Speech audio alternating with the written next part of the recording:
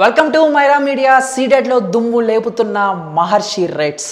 So సుత్తి లేకుండా సూటిగా చెప్పేస్తాను.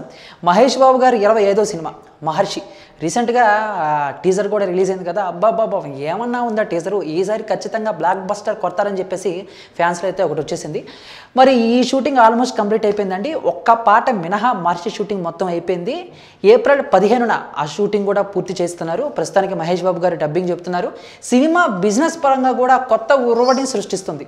ఇప్పటి వరకు ఈ సినిమా 100 కోట్లకు పైగా బిజినెస్ జరుగుతుందని చెప్పేసి సమాచారం. ఇక సీడెడ్లో మహర్షి రైట్స్ అంటే బిజినెస్ పరంగా 12.6 కోట్లకు అమ్ముడిపోయినట్టయితే వార్తలు వచ్చినాయి. ఏదేమైనా కూడా టీజర్ తర్వాత సినిమాపై ఇంకాస్త ఇంట్రెస్ట్ పెరిగింది. సో పూజా హెగ్డే గారు, హీరోయిన్ అల్లరి నరేష్ గారు ఒక ప్రముఖ పాత్ర పోషిస్తున్నారు. దీంట్లో జయప్రద గారు కూడా ఉన్నారని చెప్పేసి టాక్ వస్తుంది. ఇది మహేష్ బాబు గారికి 25వ సినిమా. వంశీ బైడిపల్లి గారి దర్శకత్వంలో వస్తున్న మహర్షి వరల్డ్ వైడ్గా మే 9న మన ముందుకు రాబోతుంది.